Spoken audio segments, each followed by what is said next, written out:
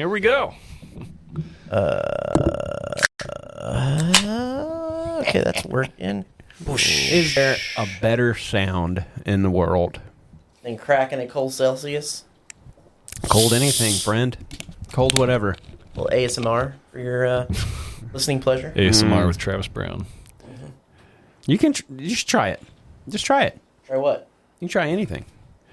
What are we talking An ASMR about? series. An ASMR. You could like do little TikTok videos. Don't start scratching the microphone. Those are expensive.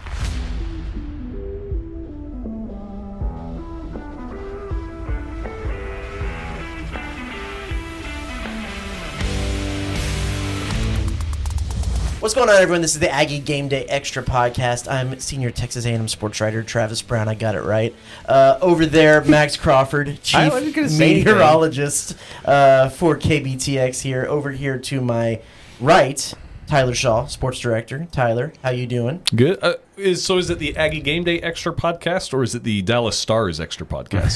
Could be either. That's what I want to know. Could be either. We could talk some hockey. Which, by the way, this is kind of irrelevant, at least for the rest of this hockey season, but I didn't know that our Gray affiliate, or our CW that Gray owns, we've been broadcasting Stars games like all season long. Like since about Christmas, I think. Yeah.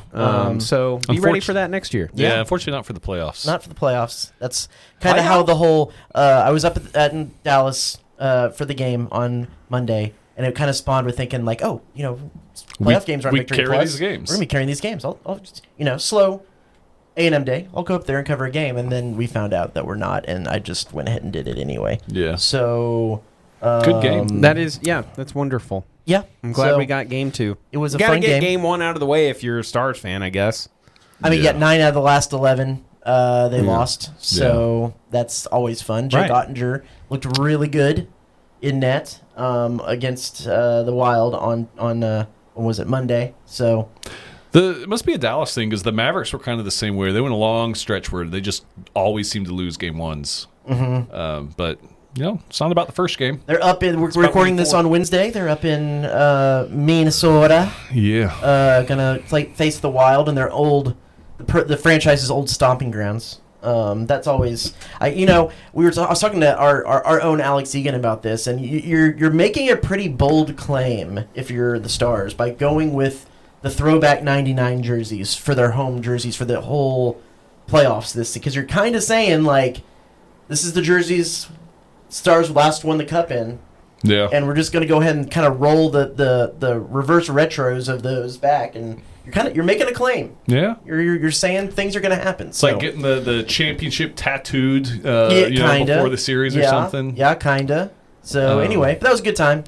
Always good to be in the American Airlines Center watching some hockey. So, well, we have a lot to get into this podcast because there's all kinds of things going on. So let's go ahead and jump into the headlines. Because it's the portal, it's still open for men's basketball. We're going to stick with Bucky, who is either welcoming in new additions or pointing out. He's pointing to the portal and saying, "Look who's coming out of there for us." Yeah, exactly. That's what Check it out. Bucky McMillan is doing. It's a very versatile picture. It is. We're just rolling with it until it doesn't work anymore. There is a new addition today. But we're going to go back.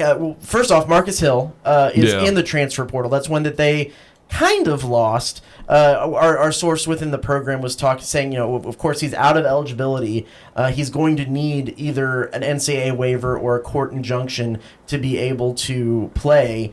And so he's just kind of, testing out all of his options by getting his name out there. But that source did also say that if he's granted a waiver or a court injunction or something like that they would absolutely welcome him back to the team next year. Right. Yeah, it's almost semantics, it seems like, that by going into the portal kind of helps his case in order to getting the eligibility.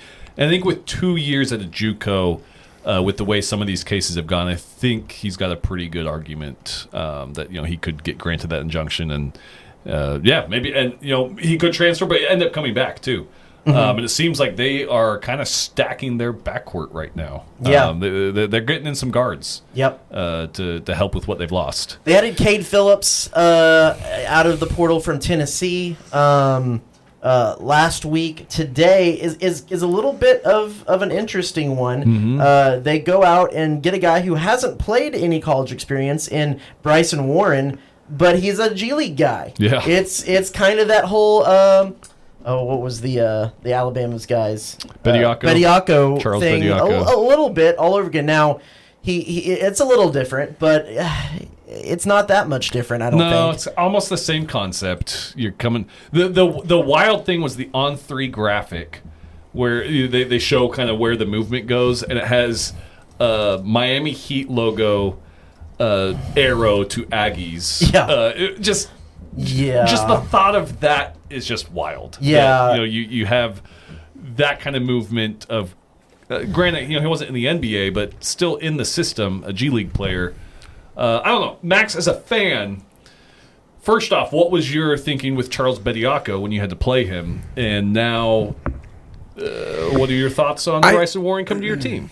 Well, when he was ruled ineligible, I was like, okay, well then, that's just I don't know. I feel like I was pretty level-headed about that. Yeah, but and Bucky made that little joke about. Well, that's the 7 points that he scored, and we lost by 4, so I think we should win. And he was joking, and also he went on a little mini rant. I don't think he was particularly angry, but obviously that did not age super well, right?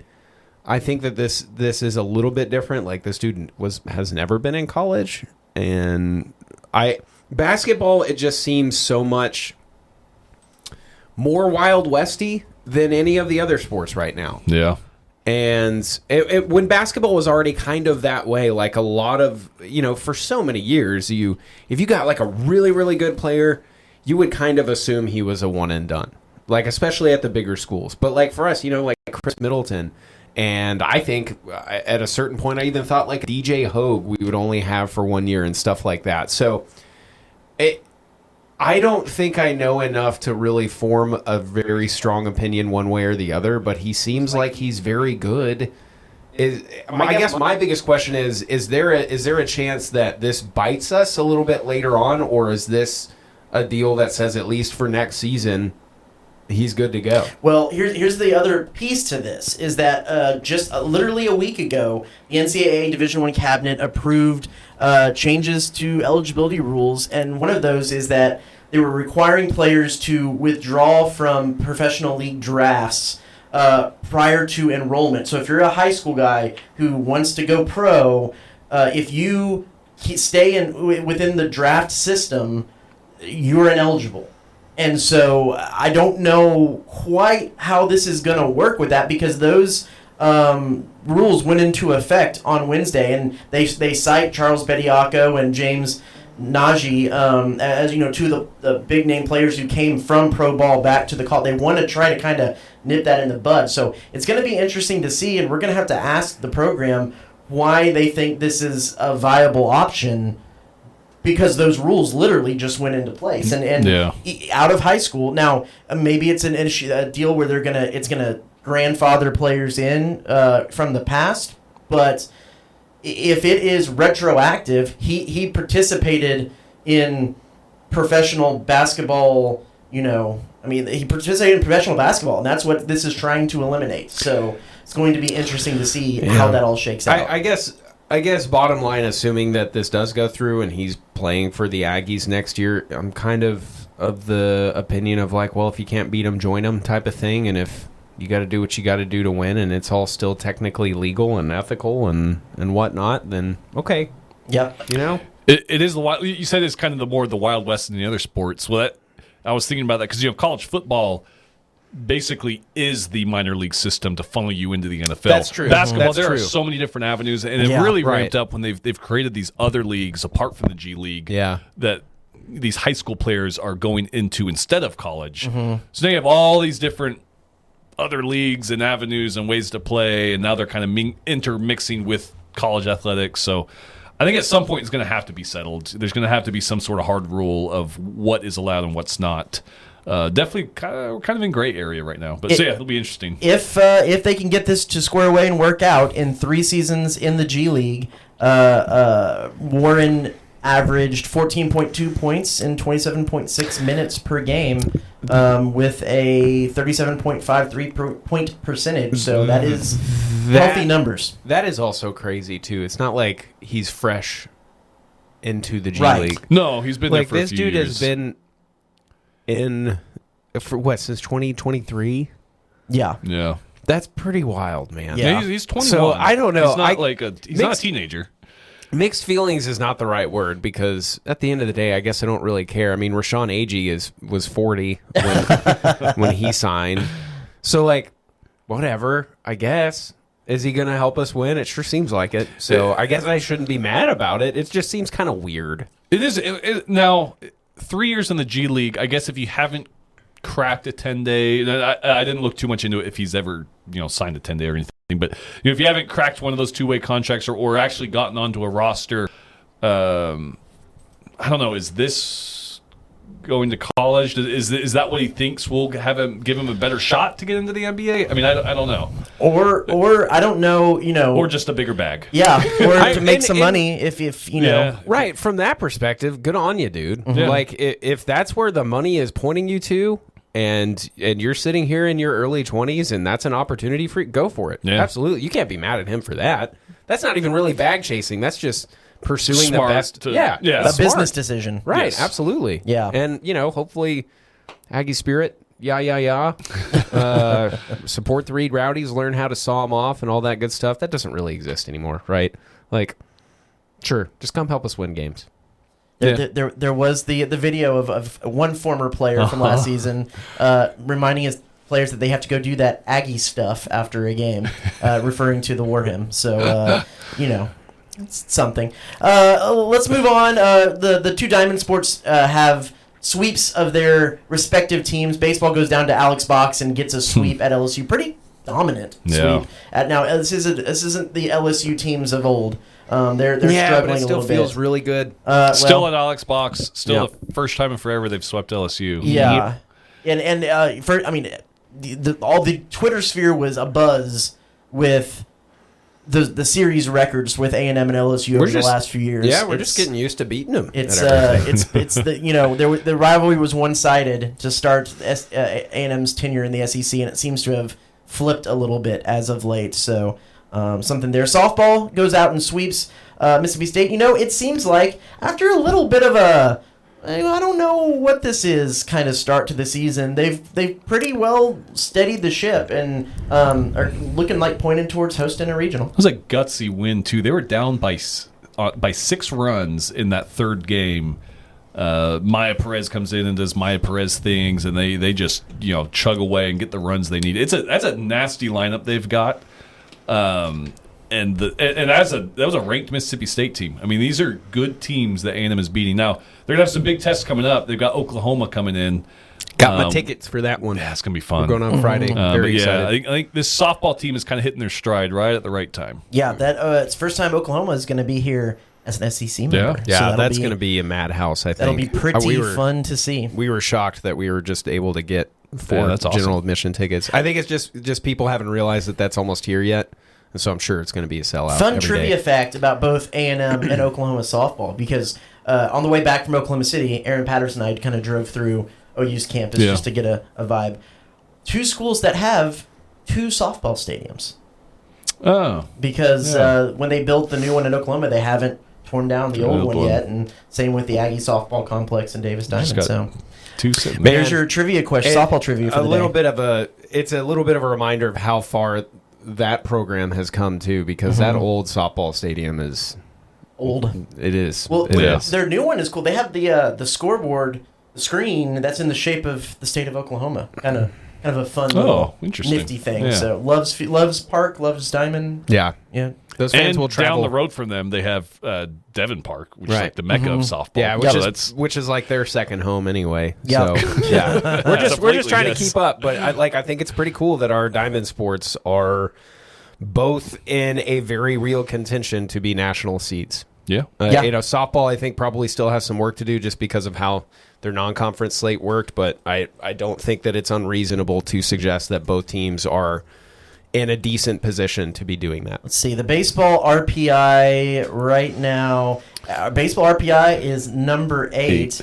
And had they played and beaten UTSA on Tuesday, that would have help. gone up. Yeah, because UTSA is pretty good. I think I saw a projection that would have been 6 probably. Yeah. Had they won. But that's an if. UTSA, but UTSA is even if they lose, that doesn't hurt you that bad. UTSA is RPI 47.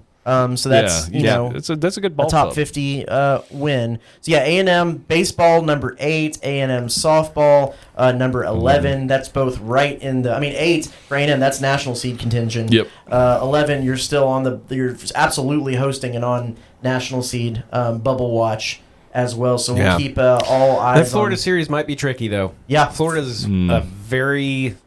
I don't even want to say very good team, but they can be a very good team, I guess, is the way to I feel like they're like that in a lot of sports. Yeah. So it's tricky, and it's a tricky place to play. Yeah.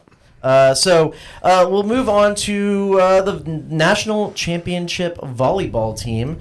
They got their day in Washington, D.C. They were honored at the White House as a part of kind of the National Championship Day over there. Tyler, you were kind of keeping an eye on this yesterday.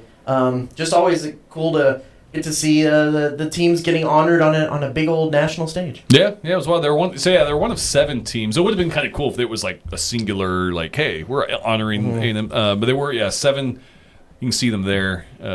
Jamie Morrison's in that back row, kind of covered up by the guy standing up. But there's Logan Lednicki, Kendall Stowers. Kind of surreal to see athletes you cover, just sitting there in the White House. They had Donald Trump gave Logan Lednicki and Kendall Stowers. Personal shout-outs. I think it was the first time he had seen or read those names. But, he had, given those shout-outs, he did mention 11 kills that Lednicki had against Kentucky. There you go. Well, and then we'll close it out with a little bit of scatter shooting because there was a lot of postseason play with a lot of sports. Was it men's and women's tennis both downed in the semifinals? Yes. Tennis, women's surprising because for the last 5 years it's been Georgia and A&M running the league. Right. And both of them lost in the semifinals to Auburn and to LSU. So both kind of upsets. A&M lost. A&M men wasn't an upset. They getting to the semifinals, good for them. Right. And then they lose to Texas, who's the number 1 team in the nation. On the men's side. And then Equestrian loses in the national championship. Yeah. So they made a good run there to get there. Women's golf as well. Yeah. Playing in the SEC championships. This would have been their 3rd time in the last 4 years if they had made it to the finals. They lost in the semis. Came down to a playoff hole. Came down to a extra holes with Sky Sudbury. She was up 1 heading into 18. The Tennessee player she was playing against, because it's match play, so it's literally just you and your opponent head to head. Just hit a clutch edge of the green putt for birdie. She had 2 of those actually. It was crazy to tie the match, extend it to 19, and then can't even be mad. Ultimately winning. Exactly. But individually, Vanessa Buravillas, who's at the Augusta Women's Amateur, she finished 2nd overall in the SEC. So it's pretty awesome. NCAA's ahead for a lot of those teams coming up as this season seems to speed up to a finish on a lot of these different sports. Over 40 years ago, my parents started C&J Barbecue, and today we continue to honor Dad's legacy with the best barbecue in the Brazos Valley. With locations on Harvey Road, Southwest Parkway, and our newest location on William Joe Bryan, we carry on our family tradition of serving up award-winning barbecue, sides, and desserts. We also offer delivery, catering, as well as custom menus and private chef services. Come visit us today for some of the best barbecue around. C&J Barbecue. The C is for Chip, the J is for Joe, and the barbecue is for you. So let's head into, we're going to have a kind of a double conversation, but both about football. That's because we have the Maroon and White game happen, the spring game this weekend, and the NFL draft is coming up next weekend. So we're going to take a little bit of a peek at both of those. So let's start with spring game observations. Max, we'll start with you because we've been talking a little bit over here. You said you had so many thoughts today. So what are your biggest takeaways? I don't think it was not what I was talking about, but I was talking about something we were talking about before. No. I just want to know. Yeah, I'm going to apply it to this. I want to hear all of your so many thoughts about the A&M spring game. Okay. I know what you were talking about earlier, but anyways, Look, a lot of people. Where to begin here? Why you don't even need to put me on the second camera? That's not what I was talking about. I have plenty. Okay, sure. Well, yeah. We are doing the podcast, right? So I don't know why all of a sudden I just am at a loss for words here. Blushing over here. Yeah, I know. Hi. It's been a minute since we've used the Crawford cam. I think immediately I was quite impressed with the skill talent. Somewhat on both sides of the ball, but I mean... Hold on, I'm a little cracked up by skill talent. I mean, I get it. Skill player talent. Skill player talent. Yeah, anyway. It's a funny phrase. Oh, skill talent. Yeah, that's a little bit weird and redundant, I guess. Isaiah Horton's catch. I mean, that was a talker. Obviously, it was nice for the walk-on to get a little touchdown catch at the very end, and that's kind of the book in it. But Jamari Morrow looked really nice. Ruben Owens looked fine. I think he's probably still going to be the main ball toter over the at least start of the season. We had a nice little interception. Was that McHale? Yep, McHale for the pick six. That I think we definitely understand who our second string quarterback is now. Where we thought it was maybe going to be a pretty tightly contested competition between Brady Hart and Kasuga, and it just seems like Kasuga's just still very raw. And it seems like Brady Hart's got some juice to him. He was the one who threw that beautiful catch to Isaiah Horton, put it where it needed to be. I think Marcel also made a couple of clutch throws too, one of which was a drop by Aaron Gregory. That was a really pretty pass. Yeah, and we saw, KJ Edwards got some time too. So like all of these skilled dudes, I think I was like, okay, you know what? The offense, provided the trench dudes do their job, there's going to be dudes who can move the ball, right? And we kind of talked about this right before we started recording. It looked like we were getting more into the RPO, and it looked like I think Marcel and Brady ran that pretty efficiently. And the nice thing about running an RPO-heavy offense is that if you are trying to overcome a little bit of offensive line deficiency, maybe the running game is not quite there as much as you'd like to be, but the other two options are there. And you can start talking, misdirection plays and stuff like that. So I think that if you're a young offensive line, or even just an offensive line, not necessarily that's young, but is still trying to gel, RPO and like kind of more of an air raid type, release the ball quickly can. But it's not an air raid. Sure, of course not. Can allow the offensive line to settle a little bit better, and then you can open it up with the run. So that's.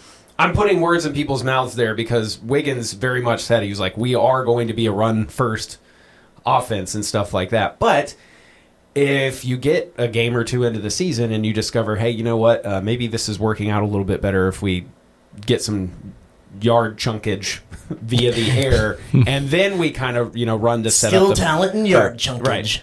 And pass to set up the run, then maybe that's what they'll have to do. So yeah, offensive skill players was something that was kind of a pleasant surprise for me. Obviously, there weren't a lot of touchdowns scored, so the red zone efficiency might have some question marks to it.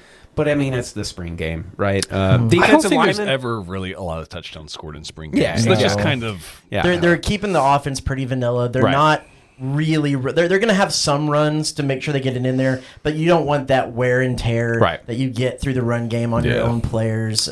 So it's all about competition. It's not really about outcome. There was a mini national spotlight on A&M and on Georgia over this past weekend because of all of the spring games that were on or that were going on. A&M's and Georgia's was the only one that was like, quote unquote nationally televised. It was the only one that people could watch. And so I think a lot of college football, especially personalities that were hungry for additional content, were watching A&M.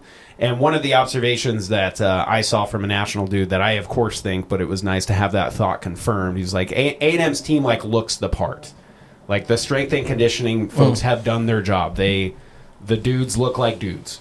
So that's always nice, just from an aesthetic point of view. I think the title of this podcast is going to be Skill, Talent, and Yardage Chunkage. All right, let's go. Yeah. Which, That's what Travis got out of your little analysis there. So, I mean, I guess I did end up having a lot to say about it. Like, I was just kind of watching it while we were getting ready for the kiddo's first birthday party, and so I would just kind of turn and look occasionally. The kicking game. Yeah, that was a big takeaway. Looks pretty consistent and pretty solid, and so I love to see that. Tyler White looks like he's he's still doing his thing. So yeah. I think we are kind of confirming some of the other thoughts that we had, that there were some holes to plug, especially on the offensive line, and so I think that's probably still the biggest question going into the fall. But to me, I think this is going to be a perfectly capable team. The problem is, in the SEC, you've got a lot of perfectly capable teams. Tyler, we heard me and Nick did our breakdown afterwards. What was your biggest takeaways? So one of my big things, Brady Hart, first off, I'm curious how much now I know, obviously, this is Marcel Reed's team. He's been this is going to be his second full-time as a starter. But the way Brady Hart's progressed, I think it's a good thing. How much competition, how much pushback is he going to have this fall camp? And I think you want that of your backup quarterback. Just make him a little uncomfortable. Hey, I'm. If you mess up, I'm right here. I think Brady Hart's going to come along and be a really good quarterback. Another thing is.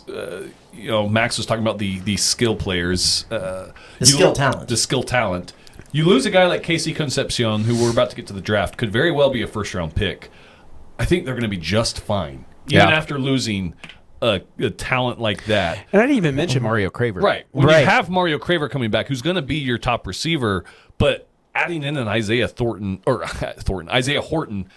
that is, he just adds a different dynamic that they didn't really have last year. He seems to me like, you said not a lot of touchdowns scored. I could see Isaiah Horton maybe being your top touchdown pass catcher. Yeah. Just from his catch radius and the big body. The catch we saw on Saturday was just crazy. He is to me what we were kind of hoping Chris Marshall would end up being. Chris Marshall's a little bit lankier than Horton is, and I guess we'll see what happens at Arkansas with him. There's another thing I noticed the other day is, oh my gosh, Chris Marshall's like back in the SEC. He's at Arkansas right now. But I mean, a dude who can catch the ball like that, it has been a long time, KC notwithstanding, that we've had a dude like that. Yeah. So you mentioned the field goals. I think the kind of the biggest was David. There's the kickers went 5 for 5. David Olano, the guy that we all seem to think is going to be probably the starter, the transfer from Illinois. He hits a 39-yarder and a 33-yarder. But Asher Murray over here hit a 53-yarder with plenty of distance on it.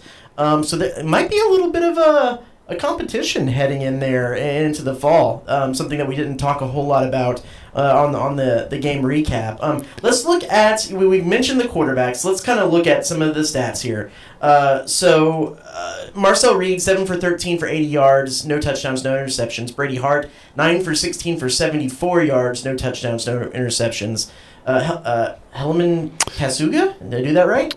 Yeah, I think it might be Helaman Kasuga. Yeah, talk to him. 5 for 15 for 48 yards, 1 touchdown, 1 interception. Eli Morcos, 4 of 6, 60 yards, no touchdowns, no interceptions. Now, Marcel Reed only was out there for 5 drives. Brady Hart and the other 3 saw a little bit more time out there.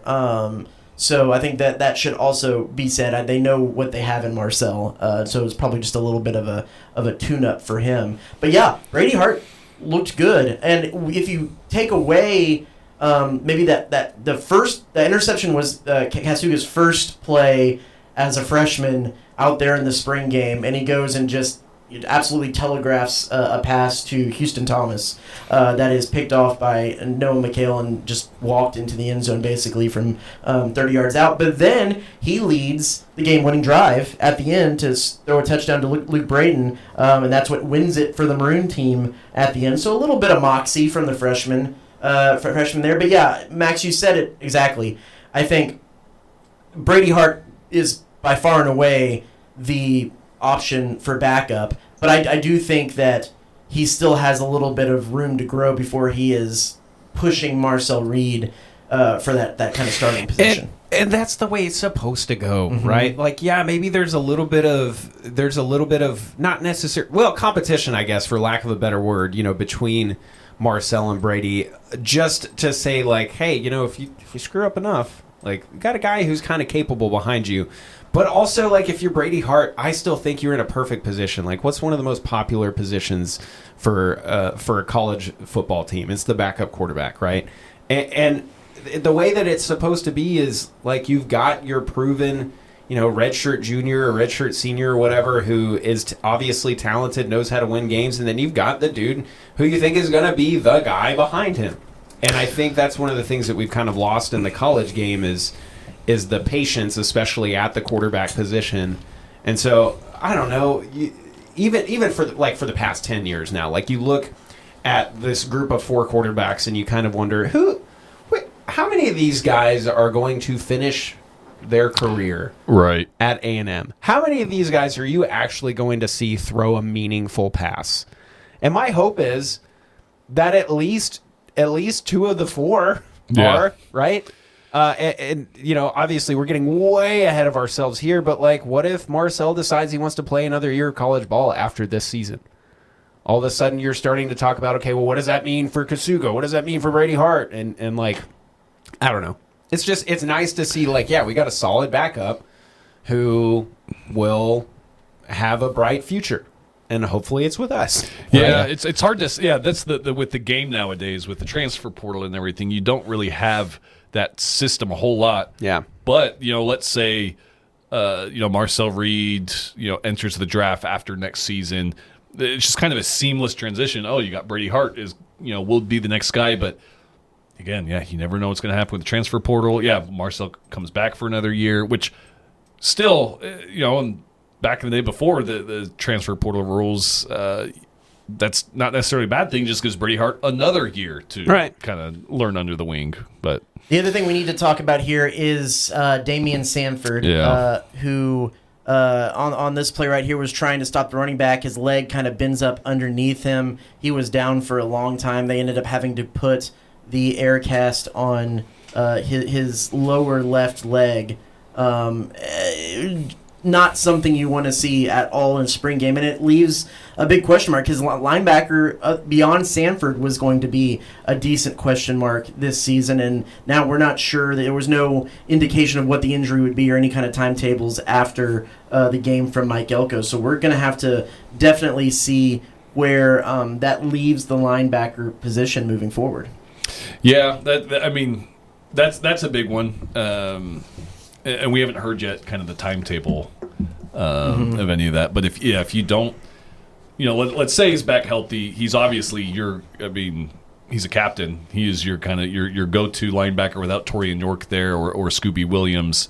Beyond that, right now it seems like it's a little thin until proven otherwise, I guess. Noah McHale went out there and he had a good game. We talked to him afterwards. Jordan Lockhart is a guy that has been doing a lot with a lot of the what you would assume to be first team guys through spring practice, and then Ray Coney is the guy that came in. They brought in out of the transfer portal. Could be options. We don't know. Maybe it's not as bad as it looked, and there's a chance for him to participate. But usually, as our buddy Nick Kuzma in Sports said in our postgame recap, when you see the air cast, you know it's probably not good more times than not. So that's going to be interesting, something we'll keep our eye on as well. Let's shift gears a little bit because coming up here, we have the NFL draft. And A&M is poised, we've talked about this a couple times, to have maybe one of the biggest draft classes in the history of the program, or at least in the history of the 7-round draft. Right. And so we'll pull up kind of the top 10 prospects that most of the websites have up here. Cassius Howell, for the most part, is A&M's number one prospect out there, according to ESPN, PFF, and NFL.com. Casey Concepcion comes in there. Chase Bisontis. Cassius and Casey are probably the best chances at a first-round pick. There's a chance, I guess, if you need a good offensive lineman, Chase could sneak into the first round. But he's kind of projected right there on the edge. Now, NFL.com actually has him as the best prospect, I believe A&M has.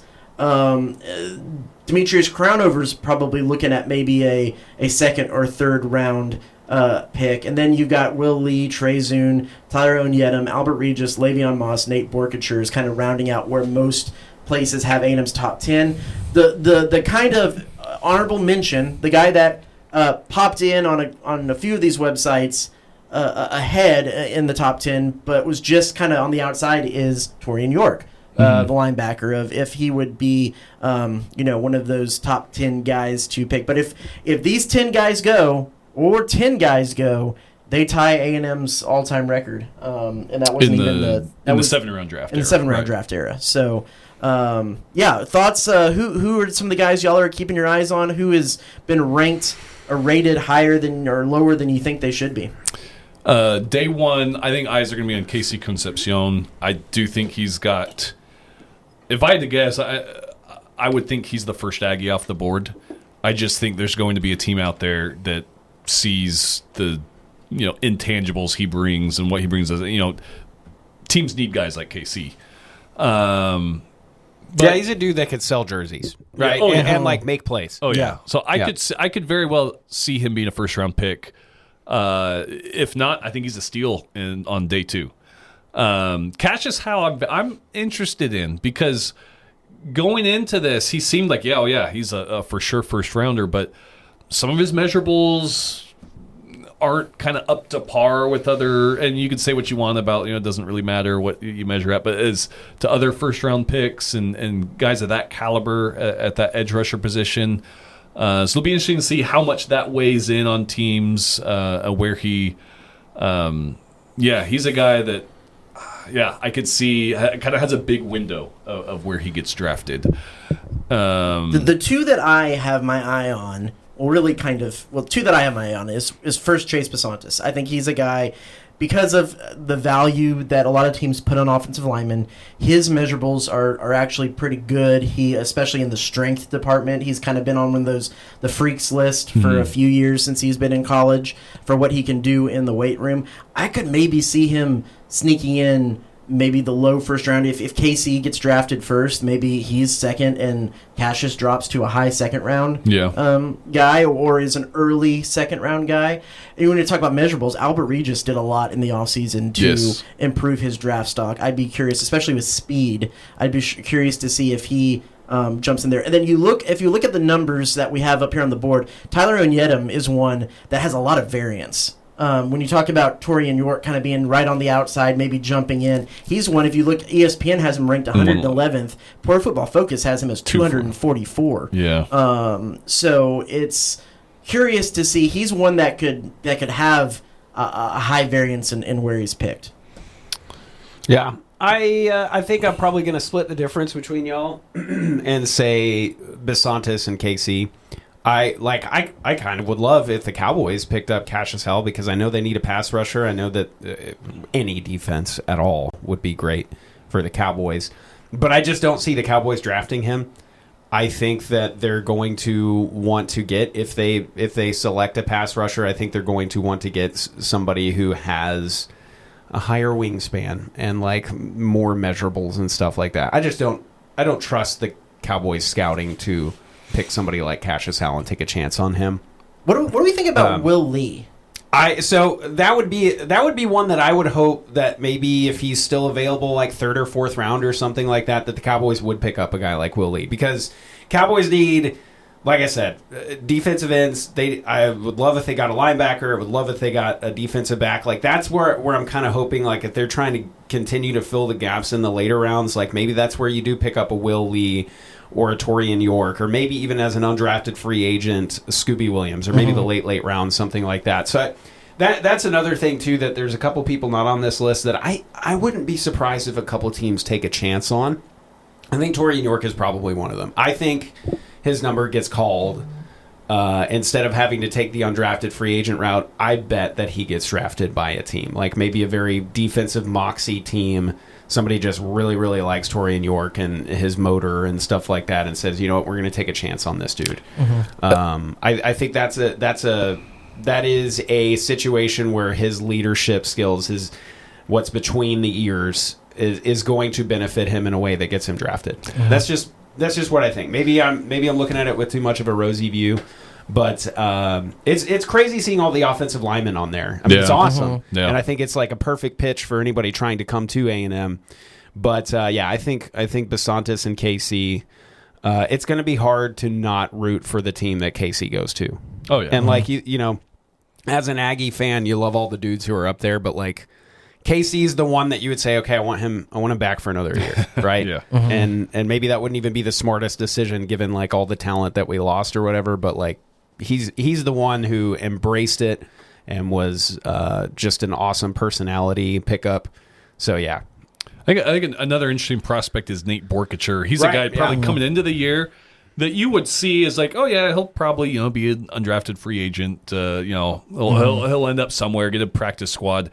But what he's done in the offseason, I feel like he's really just kind of played his way into. Yeah, he's gonna get drafted. I tell you somewhere. what, man, watch him end up having the longest tenure career of all the people that you just saw on that list. I would love to be able to say that Le'Veon would be in like one of the higher or like early mid rounds and stuff like that, but I think the question is just his health. Right. I do think that he would be an amazing prototypical NFL back. I think he has all of the skill set for that.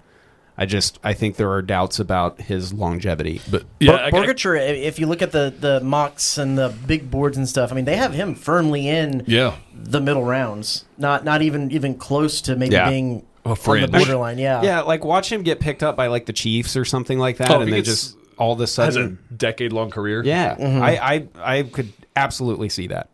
Yeah, for sure. And then we kind of mentioned Trey Zune is another guy that's similar to Torian York, rated a lot higher on these, but he's one of those kind of team captain guys, kind of a cerebral guy that they could do.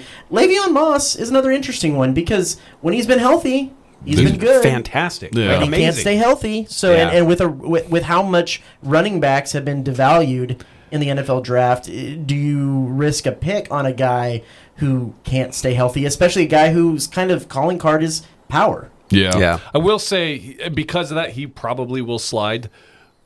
But if he does have a healthy season, I think he'll be a steal. At whoever picks him up, just because of the upside he brings. Right, and maybe I don't know, maybe that's like a Seahawks pickup or something like that, like a team that maybe just lost a running back, but you still got your running back, something like that, where you just give him some time to get an NFL body and just used to the schedule and the grind and stuff like that, and then just kind of see what he's up to a season or two from now. Yeah. Demetrius Crownover too. I don't. We didn't talk a whole lot about him, but he's another one of those guys that had a fine season, but he had a great Shriners Bowl in practice and really excelled there. And so how much maybe that gives him a bump over Chase Basantis, there's a little gap there when you look at the rankings and the ratings, but who knows? So I think we are going to be very busy this weekend. Yeah, this will be one of our busier drafts in a while. Yeah. I mean, last year there was only 3.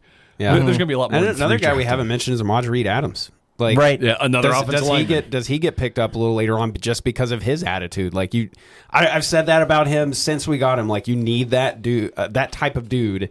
Yeah. In a locker room, like a guy on the offensive line, chairs. Especially. Yeah, you need a personality or two on the offensive line because the OL is so often just filled with like, okay, well, time to go to work kind of people. Yeah. Like you need a little bit of nasty.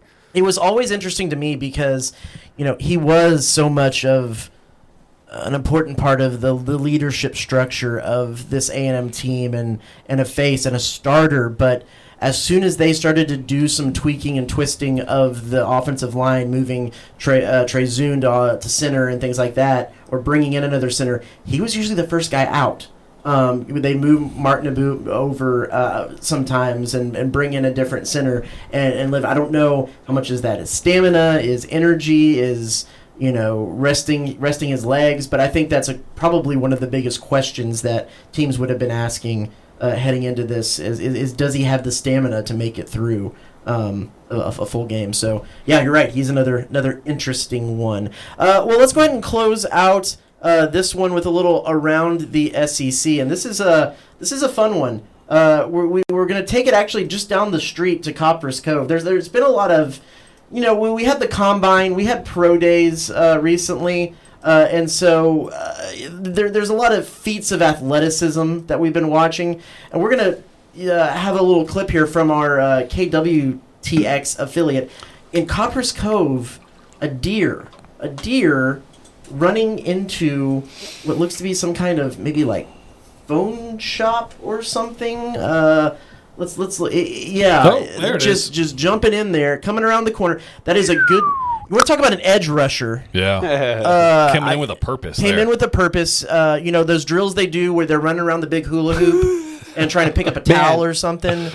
That's crazy. The reaction time on the ladies at the card table, not fantastic. Yeah, I don't know what this is. We're just kind of rolling their package here. A little bit of AI slop. Yeah, let's go. But yeah, and just the power to bust through that. I mean, this is what you want in an edge rusher or even a running back. Flinch. You can get around the edge and just break through. Maybe I'm thinking of a day one pick here for this deer.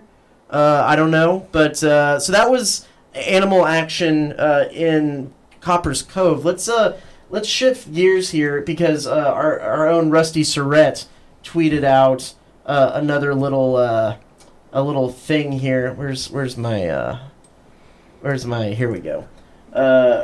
We'll go ahead and hit play on this. This was in Castlegate. Oh, let's see, get it. This was in Castlegate, and you'll see this guy over here chasing an escaped. He'll pop out of the woods right about here. Here is an escaped cow, and look at that roping Wrangle skill. it, man! I tell you what. I mean, first go, he's got that sucker. He had to have done rodeo, right? Yeah, man. Or have had to wrangle this cow before. That's true. As a deviant cow. Does this one have? This one doesn't have the video of him trotting in the street. This is not far from where that original video came from. Is it the same cow? Yes, it is the same cow because this is very Twisters of you. This is right. I think that was the same one. Yeah. This is right off of Victoria. There's like a little park with a pond. That's like kind of right in the middle of the Castlegate neighborhood. And it was just walking around, and I guess it made its way back into the woods over there. And I'm telling you, man, that lassoing is just it's awesome. So when we're talking about escapability, not good marks here. This is not the running back that I would want to take, or maybe tight end that I would want to take early in draft rounds. Just getting caught, or not a whole lot of yards after catch here. Showing some ability to try to break free there, but he just doesn't have the moves. So I'm thinking this is undrafted free agent. To me, I don't know. But sure he didn't score a touchdown, but he might have got a first down on that. Yeah. He even after getting roped, carried the defender. He carried the defender with him a little bit. Yeah. So. Okay, it's not terrible. Well, animals are showing out in honor of the NFL draft here. And trying to maybe make a few bucks in their spare time. So stay wild. Stay wild, animals. Thanks. I'm great at dismounts. If you haven't noticed, I'm really stay wild. Stay wild. So, San Diego. That's way Ron worse. Burgundy. That's so much worse than skill talent. Yeah. By the way. Yeah, no, it really is. It really is. I don't know. Someone decided to let me host a podcast, and I'm really good until I have to dismount. Yeah, you're right. So that's pretty much all the time we have for this week because words are hard, and Max has to go do a weather forecast. For Max Crawford and Tyler Shaw, I'm Travis Brown, and y'all stay wild out there.